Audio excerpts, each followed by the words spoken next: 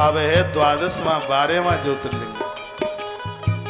यदि इसको सुन लिया तो संपूर्ण शिव पुराण की कथा आपको मिल गई फलश्रुति में।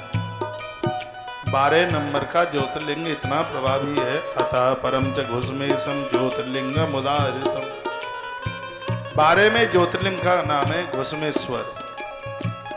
किस प्रकार से यह प्रकट होता है? दक्षिण में एक देवगिरी नाम का पहाड़, वहां पर एक सुधर्मा नाम के ब्राह्मण रहते थे। उनकी पत्नी का नाम था सुदेहा। यहाँ इनके यहाँ किसी भी प्रकार की संतान का जन्म नहीं हुआ। और धीमे बजाइए, लड़का लड़कनी कोई भी नहीं जन्मी। इन्होंने महादेव को ही अपना पुत्र बना लिया, रिश्ता उन्हीं के साथ जोड़ लिया। सर्वाभावेन संपूर्ण रिश्ते भगवान भोलेनाथ के साथ जोड़े और बड़े खुश रह रहे थे, बहुत आनंद में रह रहे थे। मैं बहुत बार कहता हूं कि माताओं, तुम्हारे पास काम ना हो तो कंबल ओढ़ के सो जाओ, लेकिन घर घर मत डोलो, डुल्लो डुल्लो मत बनो। घर घर डोलोगे तो आफत आ जाएगी। यहां कुछ ऐसा ही हो गया। क्या हुआ कि ये सुदेहा पड़ोस कहूं जाके घर में, कहूं वाके घर में पंडित जी बाहर जाए, वो घर में चक्कर लगावे। तो एक घर में जैसे ही पहुंचे, टाइम आपके पास है तो कथा सुनो, डुल्लो मत बनो। घर घर में कहीं क्यों डोलो? हाँ? कथा सुनो, भजन करो, अच्छी किताबें पढ़ो, फालतू में मत कहीं घूमो। घर में काम नहीं होता, पड़ोसन के यहाँ क्या बैल की तरह लगी रहे, चला इधर आ, अपने घर का तो चौपट कर आई, अब तेरे का और करो। काम नहीं है, चदरा लेके सो जाओ। जितनी देर सो जाओगे तो सासू बहू की चुगली से तो बचोगे। पड़ोस में जाके डोकरियां पड़ोस में जाएं और बहू की चुगली न करें, ऐसा हो ही नहीं सकता। तेरी बहू कैसी है? हमारी ने तो नाक में दम कद्दा ही है, बस पूछो ही मत। कारे मूड की आई है, न्यों लगे कि सासू माँ को मूड सफेद है का। ओ तरह, खैर आप ऐसी नहीं हैं, आप तो बहुत बहुओं की बड़ाई करती हैं। यही तो पुण्य है आपके पास। सो वृंदावन में शिव महापुराण अध्यात्म रामायण की कथा में आपकी हाजिरी लग गई है, पुण्य तो है। बहुओं की बुराई करने से घर में संपत्ति का नाश होता है, कर्जा बढ़ता है। मेरी बहनें कितनी खुश हो रही हैं, सोच रही हैं आज डुकरिया सासू सुन लेती इस बात को तो बड़ा बढ़िया होता, वीडियो बैक करके सुना देना उसे। घर में बहुओं का अपमान कभी शुभ नहीं होता। घर में बहू बेटियों का अपमान भूल करके भी ना हो। तो पड़ोस में गई तो पड़ोस वाली ने किवाड़ बंद करेगा, तू निपुत्री है, तेरे घर में कोई संतान नहीं है, तेरा तो मुंह देखने का धर्म नहीं है, चल यहां से भाग भाग भाग। सो आंसू लेते भाई मैं निवेदन करना चाहूंगा, निपुत्री वो नहीं है जिनके यहाँ संतान नहीं है, निपुत्री तो भैया वो है जिनके यहाँ संतान होने के बाद वो शराब पीते हैं, जुआ खेलते हैं, वो निपुत्री है पक्के। बाबा जियों को कोई औलाद नहीं होती और वो तो सबसे बड़े पुत्रवान हैं। ये जितने भी धरती के लोग हैं ये सब उनके बेटा बेटियां ही तो हैं। उनसे बड़ा पुत्रवान कौन होगा भैया? लोगों के माथे में एक बात आ गई है कि लला होगा तो स्वर्ग के किवाड़ खोल देगा, बाप मुक्त हो जाएगा। तो पिता में भीष्म ने देवी भागवत में कहा, पिताजी ऐसी सस्ती मुक्ति मुझे नहीं चाहिए जो बेटे के किवाड़ खोलने से मिलती हो। आपका पुत्र ये देवव्रत भीष्म अपनी मुक्ति का कपाट अपने हाथों से खोलेगा, अपने सत्कर्मों से खोलेगा। ये भीष्म के शब्द। आज भी श्राद्ध पक्ष में 16 दिन एक अंजलि भीष्म को दी जाती है। लोग सोचते हैं कि लला स्वर्ग के किवाड़ खोलेगा। अपने हाथों से ही इतने सत्कर्म करो, पुण्य कार्य करो कि आपको किसी की जरूरत ही ना पड़े।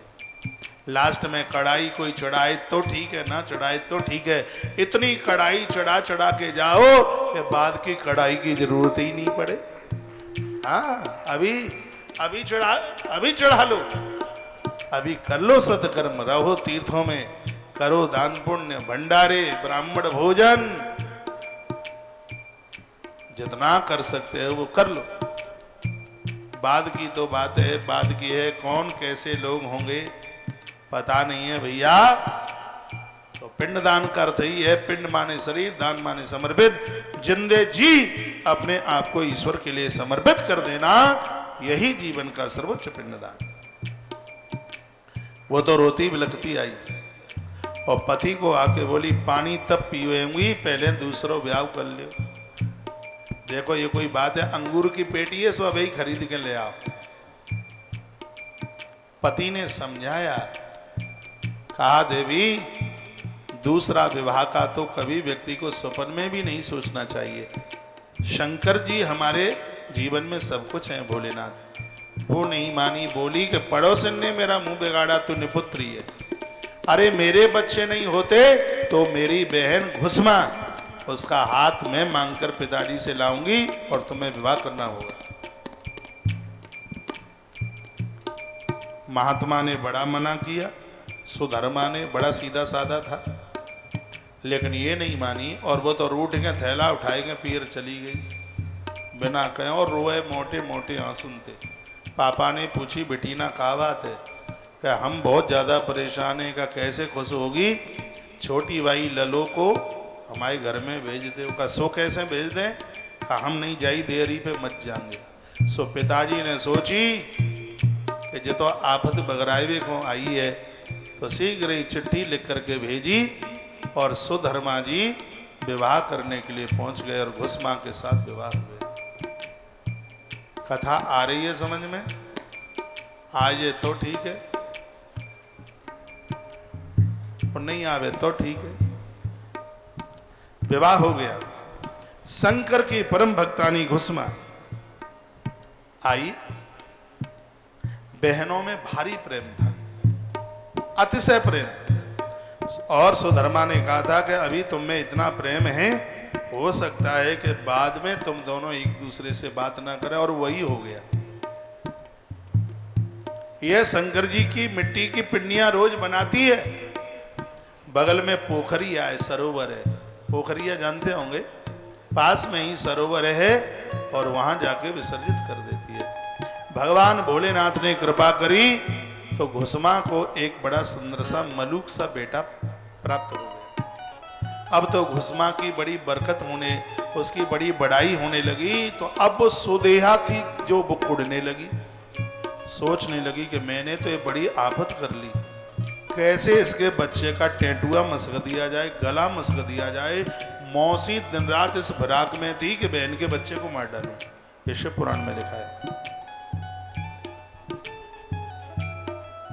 और वो मौका तलाशते तलाशते बच्चा 19 साल का हो गया, इसको मौका नहीं मिला मारने के लिए।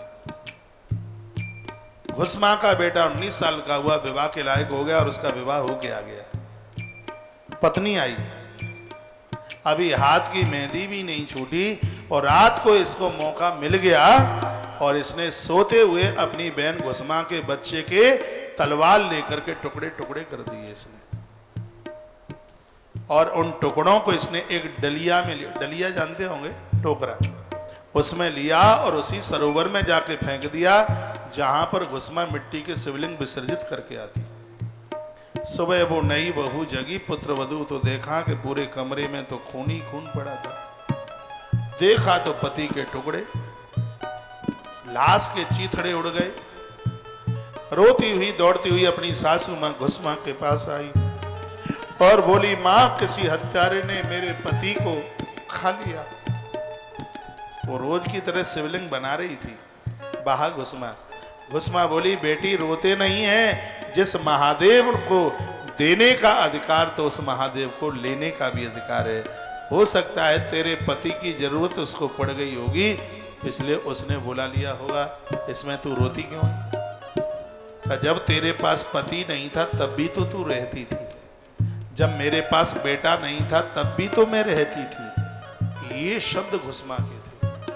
कितनी नॉलेज, कितना बड़ा ज्ञान है।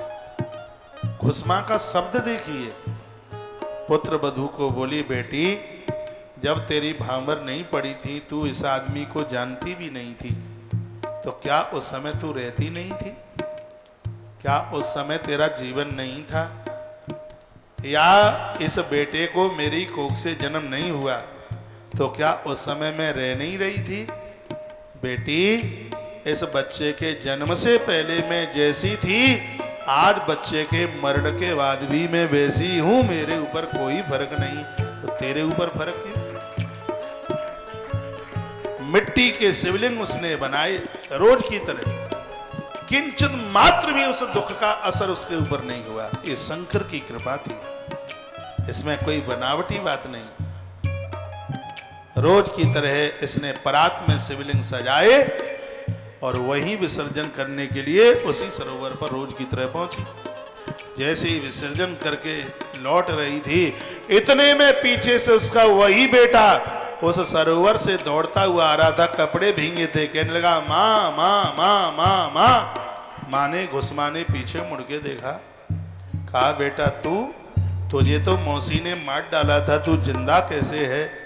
तब उसने कहा, माँ मौसी ने मुझे मारा तो एक सांप वाले देवता ने हर प्रहार के नीचे अपना हाथ लगा लिया, तो मेरे ऊपर तो कोई प्रहार ही नहीं हुआ, हाथ तो वह सांप वाले बाबा के कट गए। जब कहा कि हाथ सांप वाले बाबा के कट गए, तो वो तो महादेव थे, और कौन थे? इतना घुसमा रोई कि घुसमा की आंख के आंसू सरोवर में गिरे। भोलेनाथ से नहीं रहा गया, भगवान शंकर उसी समय सरोवर से प्रकट हो गए। घुसमा धड़ाम से चरणों में गिर पड़ी। परमात्मा ने खड़ा किया भोलेनाथ ने घुसमा को, कहा, बेटी हम तुम्हारे ऊपर अति प्रसन्न हैं, हमसे कुछ वरदान मांग लो, तुम्हें क्या चाहिए? तब घुसमा की आंख में आंसू आ गए। घुसमा ने कहा, प्रभु मुझे पति बहुत अच्छा मिला है, मुझे बेटा बहुत अच्छा मिला है, मेरी पुत्र वधू भी बहुत अच्छी है, मेरा जीवन बहुत अच्छा है, मेरी बहन बहुत अच्छी है, जिसके माध्यम से मैं इतने अच्छे घर में आई।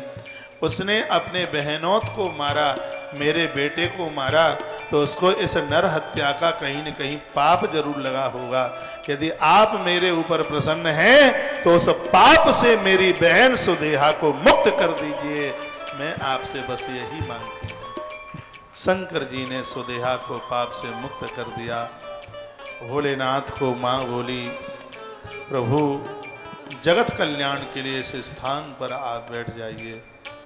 भोलेनाथ ने कहा, देवी तुम्हारी बात नहीं कटेगी, तेरा नाम है घुसमा, आज मुझे लोग तेरे नाम के माध्यम से जानेंगे। तेरा नाम है घुसमा, तो मेरा नाम होगा क्या? घुसमेश्वर। बोले घुसमेश्वरनाथ भगवान की जय हो। महाराष्ट्र में एक जगह पड़ती है औरंगाबाद। औरंगाबाद से थोड़ी ही दूरी पर भगवान घुसमेश्वरनाथ का मंदिर है, और यहाँ दर्शन करने से, वंदन प्रणाम करने से बच्चों की उम्र द्वितीया के चंद्रमा की तरह बढ़ती है। अपने बच्चों के लिए इस जगह का दर्शन करें, इस स्थान को प्रणाम करें। ये भगवान घुसमेश्वरनाथ हैं।